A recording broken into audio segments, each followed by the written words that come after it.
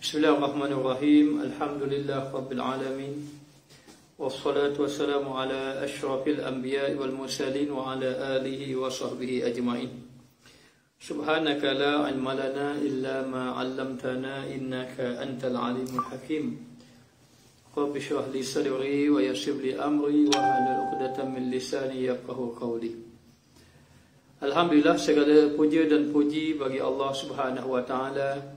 Selawat dan salam ke atas junjungan besar Nabi kita Muhammad sallallahu alaihi wa alihi wasallam, dan seterusnya kepada mereka yang merupakan pecinta kepada baginda Rasulullah sallallahu alaihi wa alihi wasallam. Alhamdulillah, kita telah berada di penghujung bulan Rajab, dan kita mohon pada Allah agar Allah memberi keberkatan kepada kita. Allahumma barik lana fi Rajab wa Sya'ban wa ballighna Ramadan. Agar Allah Ta'ala memberi keberkatan kita bulan Rajab, bulan Sya'ban, dan sampaikan kita di bulan Ramadan.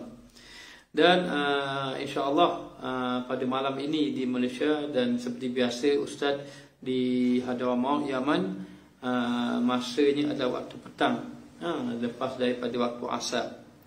Dan sedikit masa yang ada ini, marilah kita bersyukur kepada Allah Subhanahu wa taala kerana pada malam ini kita boleh sama-sama di dalam majlis yang mana kita cuba muhasabah diri kita agar kita termasuk di kalangan hamba Allah yang saleh. Insya-Allah pada malam ini kita sampai pada muka surat yang ke-100. Muka surat yang ke-100, kitab Hikam Ibn Athaillah As-Sakandari yang disarahkan oleh Tuku Pulau Manis. Dan pada muka surat yang ke-100 berkata muallif rahimahullah ta'ala wa nafa'ana bi ulumi fid daraini, berkata Syekh Ibn Athaillah As-Sakandari, rubama wajadta minal mazidi fil faqati ma lam tajidhu fi saumi was salati. Maksudnya, terkadang engkau perolehi daripada bertambah-tambah hudur, daya hudur pada ketika sangat hajah yang tiada engkau perolehi akan dia pada ketika puasa dan juga sembahyang. Jadi kata pengarang kitab kita ini yang maksudnya, kadang-kadang kita dapat pertambahan kedekatan kita, hadir kita dengan Allah apabila kita diuji dalam keadaan faqad. Faqad dalam kitab ini menyatakan bahawa sangat hajat. Maksud sangat hajat di sini adalah dalam keadaan kamu kesempitan, dalam keadaan kamu kesusahan. Jadi ketika mana kamu menghadapi kesusahan, kesempitan, ketika itu sebenarnya tanpa kita sedar, ada setengahnya dapat menyedari bahawa sebenarnya itulah masanya seseorang itu didekatkan oleh Allah Subhanahu wa taala. Sebab itulah katanya ulama sufi, kalau tidak silapnya Imam Al-Ghazali mengatakan bahawa seseorang itu bersama dengan Allah ketika mana hatinya sudah remuk dengan makhluk, ataupun ketika mana hatinya remuk, hatinya dalam keadaan sangat kesedihan, sangat kesusahan, ketika itu dia sedang dihampirkan oleh Allah Subhanahu wa taala. Maka ketika mana seseorang itu menghadapi kesusahan, sebagaimana kita nyatakan ada 3 golongan. Golongan pertama dipanggil golongan awam. Golongan awam ni golongan yang inginkan kesenangan saja. Kalau boleh nak sihat sama, kalau boleh dalam keadaan nak kaya, kalau boleh dalam keadaan nak mulia, kalau boleh dalam keadaan nak hebat. Jadi segala-segala yang molek-molek itu dia selalu inginkan. Kadang-kadang yang dia inginkan itu dia tidak sedar ada nafsu di dalamnya. Di dalamnya menyebabkan dia semakin jauh dengan Allah Subhanahu wa taala. Ya, kita sebagai manusia ni kadang-kadang nafsu kita memang begitu. Kita sukakan pujian, tiba-tiba orang keji kita rasa nak marah. Kita rasa kita nak diri kita lebih hebat pada orang lain. Kita tengok tiba-tiba kita tengok ada orang salah, kita pun akan betulkan orang yang salah itu supaya orang akan tengok kita ni hebat. Ini kadang-kadang penyakit hati yang tidak disedari oleh maknanya sama ada orang-orang ahli ibadah, sama ada orang ahli ilmu, ataupun sama ada orang-orang yang awam sekalipun. Maka ada golongan yang dia ini sukakan benda kesenangan sahaja. Maka kesenangan dia inilah yang dia rasa gembira. Tetapi sebenarnya ada golongan yang kedua, kegembiraan itu ketika mana dia mendapat kesusahan. Jadi ketika mana dapat kesusahan ini, dia akan mendapat sesuatu yang tidak ada ketika mana dia sembahyang, ketika mana dia berpuasa. Apa dia? Antaranya hudur dengan Allah, antaranya dapat mendekatkan dirinya kepada Allah Subhanahu wa taala. Maka dalam keadaan macam itu dikatakan bahawa sesuatu itu tidak engkau perolehi akan dia ketika puasa dan juga sembahyang. Sedangkan ketika mana orang puasa, ketika mana orang sembahyang, dia tak dapat rasa dekat dengan Allah Ta'ala. Dia tak dapat rasa dirinya hampir dengan Allah Ta'ala. Contohnya ketika sembahyang. Bila kita sembahyang, kadang-kadang kita banyak lalai kepada Allah. Bila kita sembahyang, kadang-kadang kita banyak lupa pada Allah. Bila kita berpuasa, kadang-kadang kita ini banyak rasa rasa kita sudah jadi soleh, kita sudah jadi baik. Dengan sebab kita puasa, kita sudah menjadi ahli ibadat. Sedangkan kita ni banyak lagi salah adab dengan Allah, lalai kepada Allah Subhanahu wa taala. Tetapi ketika mana orang itu ditimpa kesusahan, ditimpa ujian, ditimpa musibah, menyebabkan dia semakin dekat dengan Allah, mulalah dia mula menangis. Masa sembahyang tak menangis, masa puasa tak menangis, tapi bila ditimpa ujian lalu menangis. Ketika mana puasa, ketika mana sembahyang tidak terpaku, tidak berfikir hubungan dia dengan Allah, tetapi ketika mana ditimpa kesusahan, dia mula memikir hubungan dia dengan Allah Subhanahu wa taala. Lalu pengarang kitab kita menyatakan, terkadang kesusahan yang menyebabkan kamu sangat berhajat kepada Allah itu, yakni kesusahan tadi menyebabkan kamu mendapat sesuatu yang tidak ada ketika mana sembahyang, ketika mana berpuasa. Dan bersalahan dengan datang segala hajat, bersalahan ketika mana kamu susah, kamu kesempitan, maka bahawasanya hajat itu tiada ia menyalahi bagi hawa dan syahwat atas tiap-tiap hal. Kerana sesungguhnya kesempitan yang kamu rasa tadi, kamu tidak akan ada di dalamnya nafsu, tidak akan ada di dalamnya syahwat. Sebab tu bila orang susah, dia susah bagi dia apa? Bagi dia dapat hidup cukup dah. Dia tak nak fikir dah nak main-main nak begini, tidak ada. Bahkan ketika mana dia berada dalam kesusahan, sama ada kesusahan itu disebabkan kewangan contohnya, ataupun disebabkan hilang harta benda dia, ataupun disebabkan penyakit. Apabila orang itu sakit contohnya, apa yang dia fikir? Dia fikir, kalau aku sihat aku nak beribadat, kalau aku sihat aku nak dekatkan diri dengan Allah. Ketika mana dia sakit, dia pun renung dosa-dosa dia. Ketika mana dia sakit, dia pun mikir ingatkan kepada kematian. Jadi berbeza ketika mana dia dalam keadaan senang. Hatta ketika mana dia sakit, dia boleh ingat Allah, dia boleh ingat kesusahan dan kematian, dia boleh ingat dosa-dosa dia. Kadang-kadang dia sembahyang, dia sembahyang, dia puasa, dia tak mari ingat pun perkara yang macam itu. Sebab itu ujian tadi, ujian yang Allah Ta'ala timpakan kepada orang yang beriman itu sebenarnya mempunyai hikmah yang besar. Asa an takrahu syai'an wa huwa khairul lakum, wa asa an tuhibbu syai'an wa huwa syarrul lakum. Kadang-kadang apa yang kamu tak suka itu sebenarnya baik bagi kamu, tetapi ada yang kamu suka, kadang-kadang dia tak baik bagi diri kamu. Baik, maka dikatakan bahawa kerana tidak ada di dalamnya itu hawa dan syahwat atas tiap-tiap hal. Ketika mana kamu ada kesusahan, ketika mana ada kesusahan, kesulitan, tidak ada fikir tentang nafsu, tidak ada fikir tentang syahwat. Sebab itu sudah kita katakan bahawa ujian musibah ini terhindar maksiat.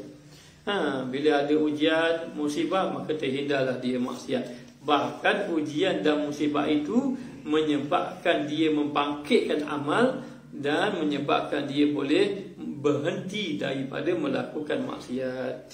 Dan kata muallif, kata pengarang kitab kita Syekh Ibn Athaillah As-Sakandari di dalam kitab Tanwir, dalam kitab Tanwir, bahawasanya kata Syekh Ibn Athaillah lagi menyatakan bahawasanya di dalam bala itu memadamkan nafsu. Bala itu memadamkan nafsu. Nafsu-nafsu yang membawa kita ini jauh dengan Allah, lalai pada Allah, tiba-tiba ditimpa bala, terpadam nafsu tadi. Terpadam nafsu tadi. Sebab tu bila orang timpa musibah, ujian, adakah dia mikirkan nak buat maksiat? Dia tak fikir dah buat maksiat. Bahkan ketika mana ditimpa ujian musibah, dia ingat kembali kepada Allah Subhanahu Wa Taala. Dan ini banyak berlaku. Hatta berlaku dalam masyarakat kita. Pengalaman ustaz dahulu, ada satu orang ini, dia ada satu orang anak. Anak dia ini, Masya Allah, anak dia ini suka belajar Al-Quran, dan dia belajar Quran dengan ustaz-ustaz ajar dia lah. Setakat mana yang kita mampu, kita pun ajar anak dia baca Quran. Dan juga anak dia ini dikatakan anak yang baik dan juga dibanggakan oleh cikgu-cikgu dia. Tetapi satu ketika anaknya kemalangan dan anak dia meninggal di tempat kejadian. Peristiwa kematian anak dia tadi menyebabkan sang ayah tadi terus berubah.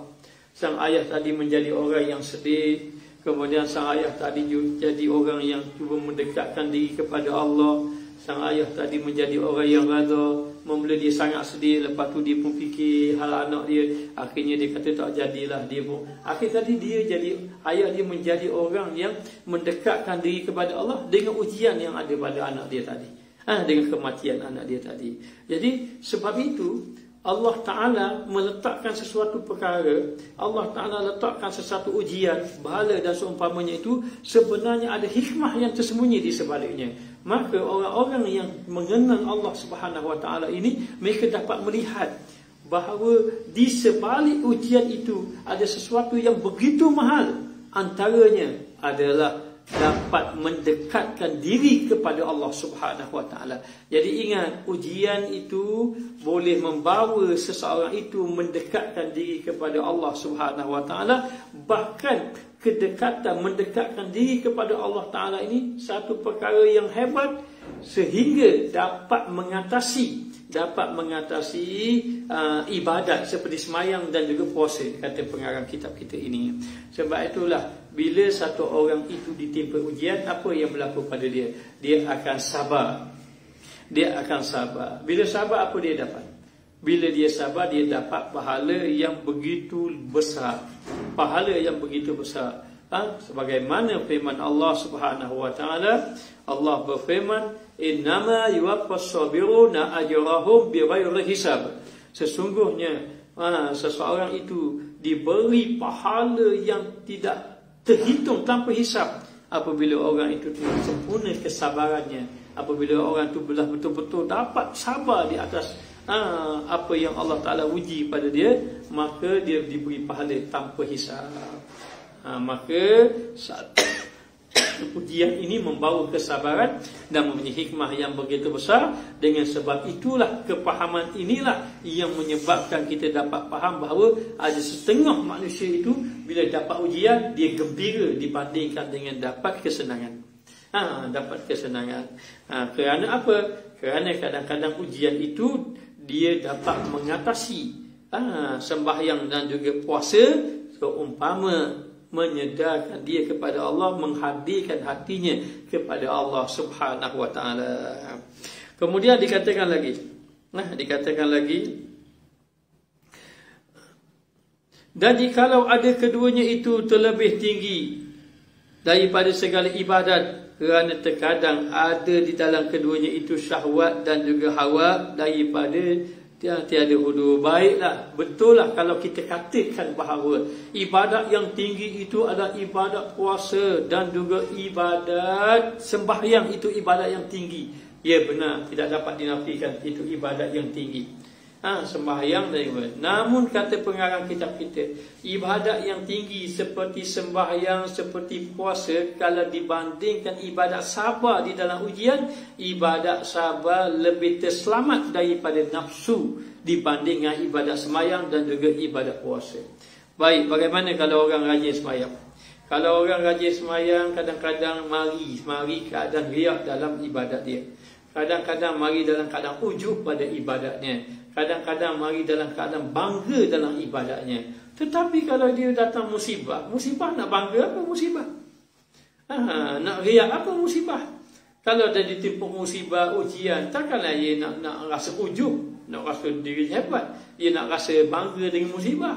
Maka sebab itu dikatakan, pengarang kitab kita menyatakan, walaupun puasa sunat, sembahyang sunat, puasa sunat ini antara amalan yang hebat, tetapi kalau dibandingkan dengan kesabaran di atas ujian tadi, kesabaran di atas ujian itu lebih selamat daripada nafsu, lebih selamat daripada syahwat, dibandingkan dengan sembahyang, dibandingkan dengan puasa.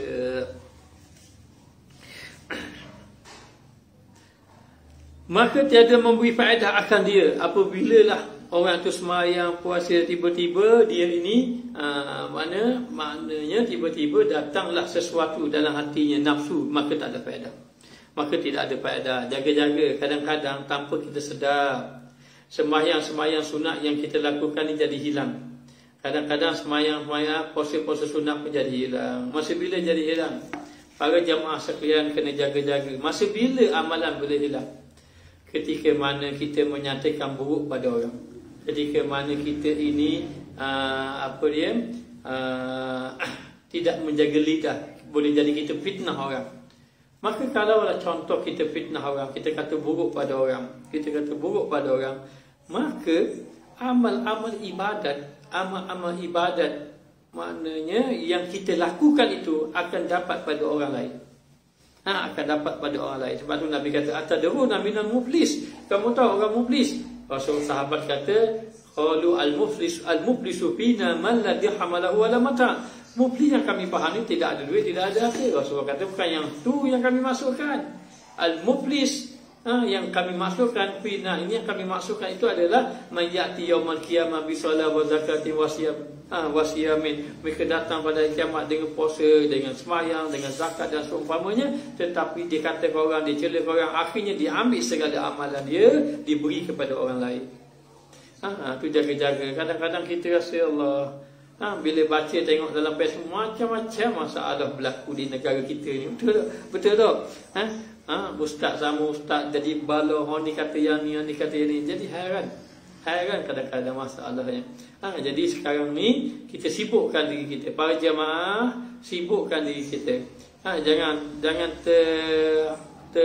hanyut dengan arus yang ada pada hari ini. Hanyut dengan arus yang ada pada ini menyebabkan kita lalai nanti pada Allah Ta'ala. Sibukkan dengan zikir, sibukkan dengan ibadah, sibukkan dengan ni. Jadi macam-macam ada. Pelbagai-bagai yang ada, sehingga masyarakat jadi pening, jadi keliru. Jadi senang kita kembali kepada Allah, kembalikan diri kepada Allah Subhanahu Wa Taala. Ujian, musibah, apa yang berlaku, kembali kepada Allah Subhanahu Wa Taala. Maka dalam keadaan macam itu, apa hikmah dia yang paling besar? Hikmah dia yang paling besar itu adalah apabila seseorang itu dapat mendekatkan diri kepada Allah Subhanahu Wa Taala dengan ujian yang Allah Taala uji kepada dia. Baik, kita tengok lagi. Maka dikatakan bahawa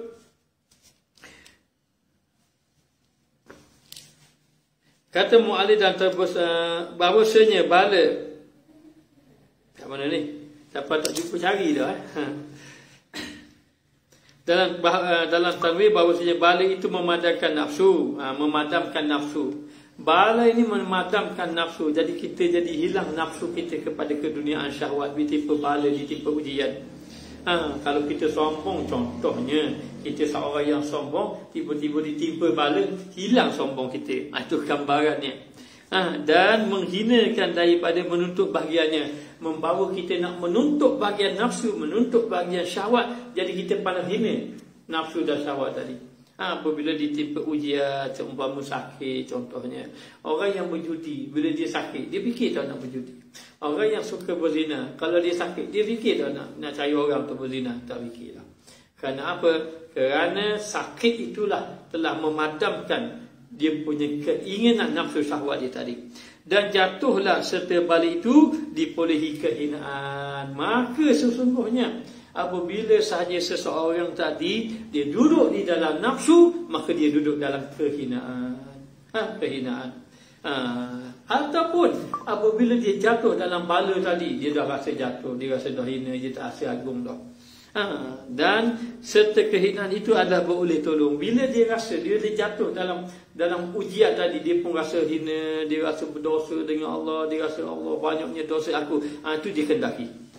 Itu ulama berkata itulah maknanya hikmah yang besar. Apabila kita ditimpa ujian, musibah, lalu kita rasa ya Allah banyaknya dosa aku, ya Allah mungkin disebabkan lalainya aku, ya Allah kenapalah aku ini lalai sungguh, ya Allah tolonglah aku bertaubat padamu. Ketika itu dia sudah merasa dirinya hina kepada Allah. Ketika itu dia merasa dirinya hina disebabkan ujian yang Allah Ta'ala timpakan kepadanya itu, maka adalah beroleh tolong, dia akan mendapat pertolongan Allah Subhanahu Wa Ta'ala. Manusia ni kalau dia rasa dirinya mulia, dia payah nak dapat pertolongan.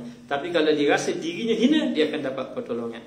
Sebab itu Allah Ta'ala berfirman, وَلَقَدْ نَصَرَكُمُ اللَّهُ بِبَدْرٍ وَأَنْتُمْ أَذِلَّةٌ.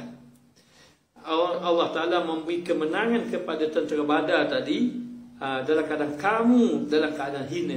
Hina itu bukan orang kafir hina dia, dah bukan kedudukan hina dia di sisi Allah, tidak. Dia merasa dirinya hina pada Allah, maka Allah Ta'ala beri pertolongan. Begitu.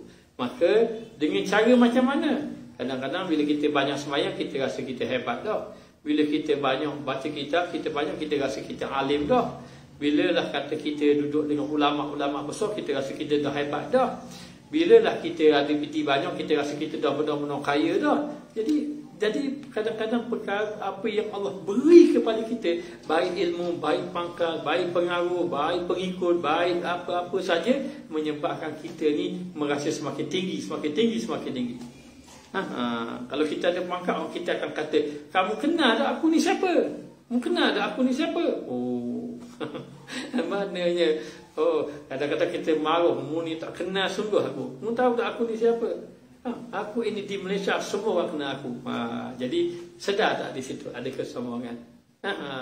Jadi dalam keadaan macam itu, kenapa bila kita ada sesuatu, kena kita rasa ketinggian tu ada pada kita, tiba-tiba Allah Ta'ala datangkan satu musibah, kita jatuh hina.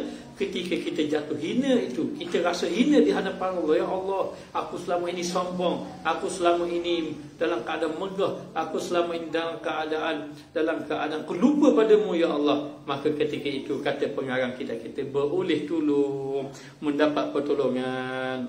Kerana bahawasanya orang yang mempunyai hajat dan iftiqar kepada Allah, orang yang mempunyai hajat, keperluan dan berhajat rasa fakir kepada Allah Ta'ala itu, daripada menjadikan dirinya sunyi daripada berpakaian tabiatnya, menyebabkan dia tidak memakai pakaian tabiatnya.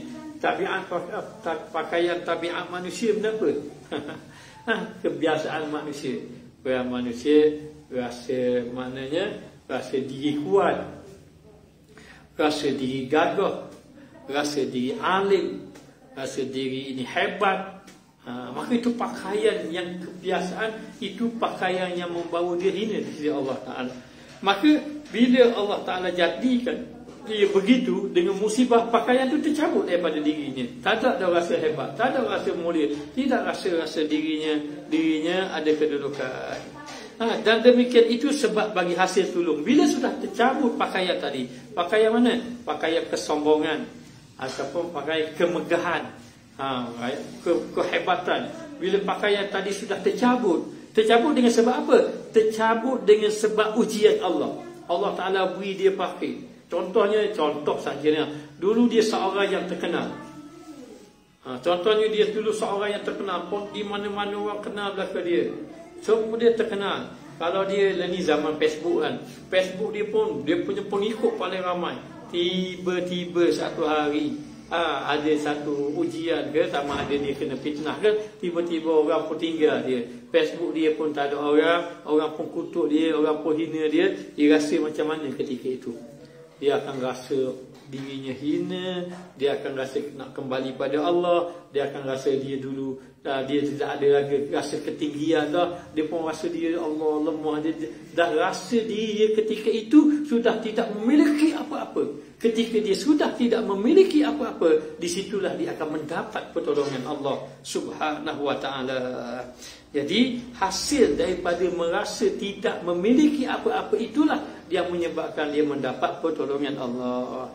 Kenapa? Kerana pakaian tabiat sudah tercabut. Pakaian tabiat sudah tercabut. Sebab begitulah orang alim dia ada tabiat dia. Orang alim tabiat dia nak rasa tinggi pada orang. Mana boleh orang alim lebih pada dia. Dia nak kalau boleh pengikut dia lebih ramai pada orang. Kalau boleh dia nak dia punya nama dia lebih pada orang. Kalau boleh dia nak sanjungan. Kalau orang tak sanjung dia akan marah. Ini penyakit orang alim. Penyakit orang alim. Alhamdulillah ustaz ni bukan orang alim. Maknanya ustaz pun bukan kata pada orang alim. Ustaz hanya sebut apa yang ada dalam kitab sahaja. Apa yang ada dalam kitab, dan kita doa kepada Allah agar Allah Ta'ala selamatkan ulama-ulama kita. Ada pun ustaz kampung macam ustaz ni, orang-orang biasa saja, tidak ada apa-apa kelebihan pun. Baik, kita sambung lagi. Kemudian dikatakan lagi, yang demikian itu dapat tolong dan bertambah kurniaan Allah. Bila mana tercabut pakaian tabiat dia tadi dengan sebab ujian, maka ketika itu bertambahlah kurniaan Allah. Dan orang yang mempunyai ibadah itu menilai ia bagi ibadah serta dirinya. Dan kerana inilah mengisyaratkan Syekh Abu Hasan Syadzili radhiyallahu anhu dengan katanya, memandang kurniaan serta sedikit amal itu terlebih baik daripada banyak amal serta memandang taksir pada dirinya. Baik, orang yang memandang amal, dia rasa dirinya ada amal. Ini satu penyakit. Yang merasakan dirinya ada amal ini adalah dikira orang yang melihat kepada amal. Orang yang telah memandang kepada amal. Jadi masalah kalau memandang kepada amal. Kerana memandang kepada amal ini adalah satu perkara yang boleh dia terhijab dengan Allah. Maka nak pandang apa? Kalau kamu sudah beramal, kamu berpandang kepada kurniaan Allah. Allah yang memberi kamu. Kamu boleh semayang, siapa yang menyebabkan kamu boleh semayang? Allah. Kamu boleh berzikir beribu-ribu, Allah. Jangan rasa bangga, kita tak ada apa-apa. Mana kalau kita rasa bangga, maka membawa kepada amal kita tadi menjadi binasa. Ingat, beramal dalam keadaan bangga membawa binasa. Begitu. Lalu kata Syekh Abu Hasan Syadzili, ada dua keadaan manusia. Dua keadaan manusia. Apa dua keadaan manusia itu? Begini keadaan dia. Kata Syekh Abu Hasan Syadzili, memandang kurniaan serta sedikit amal itu terlebih baik daripada banyak beramal serta memandang taksir pada dirinya. Ada dua manusia yang disebut oleh Syekh Abu Hasan Syadzili. Satu, yang pertama, ustaz nak tanya saya, ada dua. Siapa yang boleh jawab? Siapa boleh jawab, tak ada hadiah. Orang yang pertama, dia beribadat. Lepas dia beribadat, dia pun berkata, ya Allah, aku bersyukur padamu ya Allah, kerana aku tidak mampu melakukan ibadat kecuali dengan pertolonganmu. Ini orang pertama. Orang yang kedua, dia kata, ya Allah, aku beribadat padamu, namun maafkanlah aku di atas segala kelemahan aku. Jadi dua orang yang berkata. Dua orang yang berkata. Orang yang pertama berkata, ya Allah, aku bersyukur kepadamu kerana engkau telah memberi kepada aku dapat beribadat padamu. Orang yang kedua kata, ya Allah, aku minta maaf di atas ibadatku yang ada kelalaian. Gitu gambarannya. Manakah yang lebih utama? Yang mengatakan aku bersyukur kerana dapat beribadat padamu, ataupun orang yang berkata, ya Allah, maafkan aku ibadatku yang ada kelalaian? Maknanya siapa boleh jawab? Siapa boleh jawab dalam keadaan dua ini?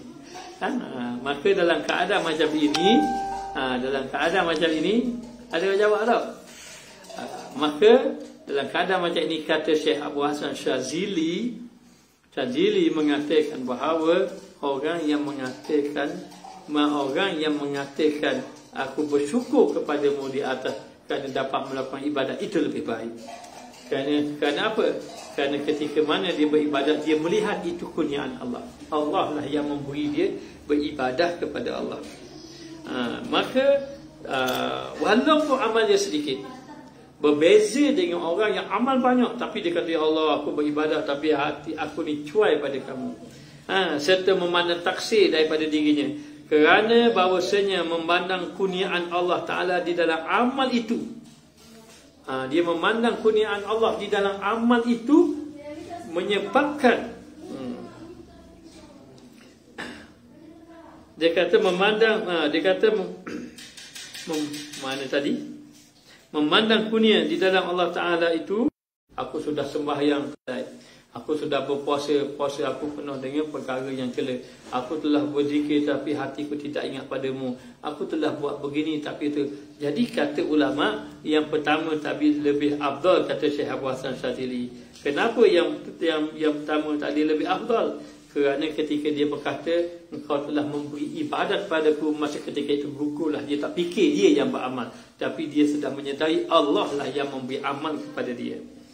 Ada pun memandang taksir pada dirinya ilmu. Dia pun kata, saya tidak ada ilmu, saya beribadat tidak sempurna kerana tidak ada ilmu. Menunjukkan ia atasnya berdiri amalnya serta dirinya masih lagi ia menganggap ada amal. Aku ada amal ya Allah, tapi amalku tak sempurna.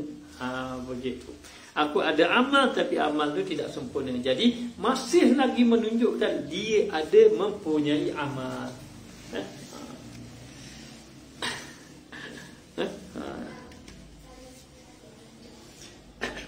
Maka dalam keadaan macam itu, beramal serta dirinya dan nazarnya memandangnya ataupun meniliknya kepada amalnya, masih lagi memandang amalnya, kerana bahawasanya jikalau memandang ia akan fadal, kalau dia memandang akan kelebihan Allah, kelebihan Allah maknanya, dan nikmatnya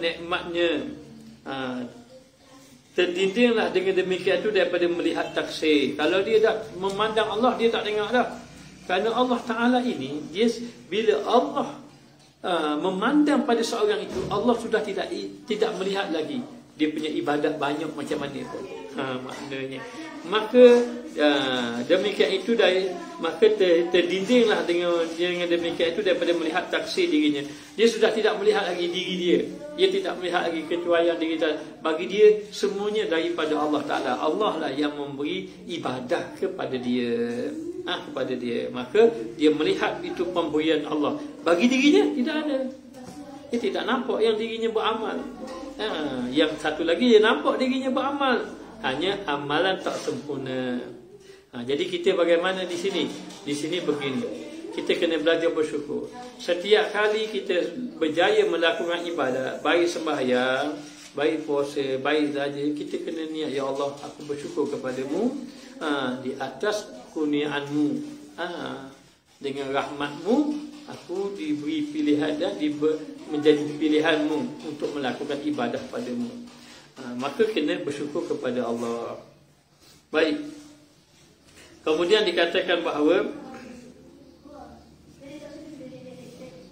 dan tiada memandang ia lain daripada kelebihan Tuhannya. Kalau tidak, dia tak memandang pada kelebihan Allah, dia memandang pada kekurangan dia. Baik memandang kepada kelebihan Allah. Dan kerana inilah berkehendak ia kepadanya, kerana bahawasanya barang siapa telah sunyi ia daripada dirinya, nanti kekal ia dengan Tuhannya. Apabila seseorang itu sudah memandang kepada Allah, dia melakukan ibadah semua kepada Allah Ta'ala, maka dia tidak putus dengan Allah. Ketika mana Allah memberi ujian kepada dia, dia tak putus dengan Allah. Dan dia kira semuanya datang daripada Allah. Dan ketika mana Allah Ta'ala beri ujian, dia tidak putus ibadat dia dengan Allah. Datanglah ujian macam mana, sembahyang dia tetap jaga, ibadat puasa, ibadat-ibadat dia tetap jaga. Kerana apa? Kerana dia melihat itu semua daripada Allah, kebaikan daripada Allah, ujian semua datang daripada Allah Ta'ala. Kata ulama, tidak ditimpa ujian itu kecuali 3. Sehingga ulama dia tambah jadi 4. Apa dia? Yang pertama, untuk mendekatkan diri kepada Allah. Alhamdulillah, Kalau kita ditimpa ujian menyebabkan kita semakin dekat dengan Allah, kita kena bersyukur, alhamdulillah. Itu tanda kasih sayang Allah. Orang sufi ini kadang-kadang bersalahan dengan orang awam macam kita. Orang sufi ini kadang-kadang bila kita mendengar kalam dia ni, kita rasa tak patut kata gitu. Kata kita, rupanya kita tidak memahami. Contohnya dia kata apa? Dia mengatakan bahawa aku lebih gembira ditimpa musibah daripada mendapat nikmat. Jadi kita akan rasa pelik. Ada kemunasabah gembira dengan musibah. Tetapi apa maksudnya? Maksud dia ialah apabila dia dapat mendekatkan diri kepada Allah, walaupun dengan musibah dia tetap gembira. Dia tetap gembira. Jadi yang pertama untuk mendekatkan diri kepada Allah. Yang kedua adalah untuk mendidik hati kita yang lalai kepada Allah. Bila hati kita lalai pada Allah, kita dapat nikmat banyak, kita dapat harta banyak, kita dapat pengikut ramai, kita dapat pengaruh, kita dapat nama, kita dapat kedudukan, kita dapat pangkat tinggi. Tiba-tiba kita lupa pada Allah. Maka Allah Ta'ala bagi ujian sedikit. Maka dengan ujian tersebut menyebabkan kita jadi dekat balik pada Allah. Jadi Allah nak mendidik hati kita. Yang kedua adalah untuk mendidik hati kita. Dan yang ketiga adalah untuk mengazabkan orang tadi. Supaya apa? Supaya orang itu tidak berterusan di dalam maksiat. Maka yang ketiga untuk diazabkan supaya tidak berterusan dalam maksiat. Yang keempat, tambahan lagi. Yang keempat adalah untuk menghapuskan segala dosa-dosa kita yang telah lalu. Yang telah lalu. Baik. Dulu Ustaz pernah mengadu pada Syekh Yusuf Al-Hasani. Syekh, orang fitnah ana, Syekh, orang kata ana begini. Syekh pun tersenyum gembira. Kita diuji macam itu, orang kata kita macam-macam. Syekh boleh senyum saja, suka saja Syekh. Jadi Syekh pun berkata, adakah kamu mampu sembahyang banyak-banyak, puasa banyak-banyak, baca Quran banyak-banyak? Tidak mampu. Kalau tidak mampu, Allah beri pahala kau ni, gembiralah kamu, kata dia. Barulah kita memahami. Maka demikianlah dikatakan bahawa ulama-ulama sufi mereka melihat semuanya baik datang daripada Allah. Semuanya baik datang daripada Allah. Allahumma inni as'aluka kullahu khair. Ya Allah, ya Tuhanku, aku memohon padamu semuanya itu dalam keadaan baik belaka. Jadi lebih-lebih lagi bila ditimpa ujian, pastikan ujian itu membawa kita semakin dekat dengan Allah Subhanahu Wa Taala. Maka dekat dengan Allah Taala ini adalah merupakan satu nikmat, dan itulah sesuatu perkara yang besar sebenarnya. Allah Ta'ala yang maha pengasih memberi ujian untuk mendekatkan diri kita kepadanya dan membawa kita kekal dengan Allah Subhanahu Wa Ta'ala. Dan kata setengah mereka itu bahawasanya yang terlebih besar daripada segala hal itu iaitu barang yang mempusakai akan dia maqam dan pandangnya fakir dan lemahnya daripada setiap waktu. Antaranya menyebabkan seorang itu naik maqam, menyebabkan seorang itu sentiasa merasa fakir kepada Allah, dan dengan sebab orang itu sentiasa tidak putus berdampingan dengan Allah Subhanahu Wa Taala. Jadi untuk perkara yang seterusnya kita akan bicara akan datang, insya-Allah. Kalau diizinkan oleh Allah, kita akan sambung lagi. Jadi sekadar inilah yang dapat disampaikan pada petang ini di Yaman dan malam di Malaysia. Moga-moga kita bertemu lagi. Dan insya-Allah kalau Ustaz ada tersalah kata, tersilap bahasa, maka minta maaf banyak-banyak. Dan kalau tidak dapat memahami apa yang Ustaz sampaikan, bertanyalah kepada orang yang lebih alim, bertanyalah kepada orang yang lebih saleh. Pesanan Ustaz, jangan kita terlibat dengan perkara yang sia-sia, yang merugikan kita, yang merugikan ummah. Jaga-jaga, jangan terlibat dengan viral ataupun dengan perkara-perkara yang boleh timbul fitnah pada hari ini. Jadi sekadar ini saja. Saya sudahi dengan wabillahi taufiq wal hidayah. Wassalamualaikum warahmatullahi wabarakatuh.